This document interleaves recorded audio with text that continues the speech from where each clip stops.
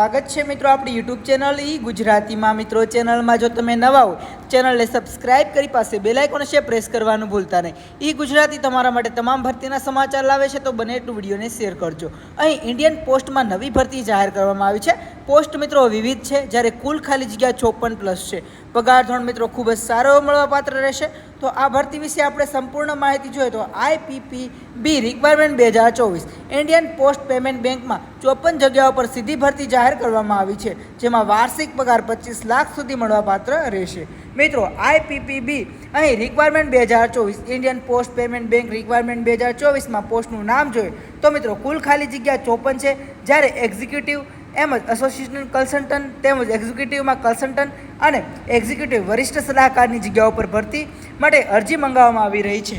કોન્ટ્રાક્ટનો સમયગાળા વિશે વાત કરીએ તો ઇન્ડિયન પોસ્ટ પેમેન્ટ બેંકની ભરતીમાં જે જાહેર કરવામાં આવી છે તેમાં ઉમેદવારોની પસંદગીનો સમયગાળો 3 વર્ષનો રહેશે, જેમાં વ્યક્તિગત કામગીરીના આધારે વર્ષના 2 વર્ષ માટે કોન્ટ્રાક્ટ વધારવાની શક્યતાઓ રહેશે। મિત્રો પગાર ધોરણ વિશે વાત કરીએ તો ઇન્ડિયન પોસ્ટ પેમેન્ટ બેંકની ઓફિશિયલ નોટિફિકેશનમાં જણાવ્યા અનુસાર ઇન્ડિયન પોસ્ટ વિભાગમાં પસંદ કરેલા ઉમેદવારોને વાર્ષિક પગાર 10 લાખથી લઈને 25 લાખ સુધી મળવાપાત્ર રહેશે। મિત્રો વય મર્યાદા વિશે વાત કરીએ તો ઉમેદવારોની ઉંમર ઓછામાં ઓછી 22 વર્ષ હોવી જોઈએ, જ્યારે વધુમાં વધુ 45 વર્ષ ન હોવી જોઈએ। મિત્રો નોકરીનું સ્થળ જોઈએ તો સફળ ઉમેદવારોને ભારતમાં ગમે ત્યાં પોસ્ટિંગ આપી શકે છે, જેમાં નવી દિલ્હી, મુંબઈ, ચેન્નાઈ જેવા સ્થળો પર તમને કામ કરવાનો મોકો મળી શકે છે। મિત્રો પસંદગીની પ્રક્રિયા વિશે વાત કરીએ તો લેખિત પરીક્ષા તથા ઇન્ટરવ્યૂના આધારે તમારી પસંદગી કરવામાં આવશે।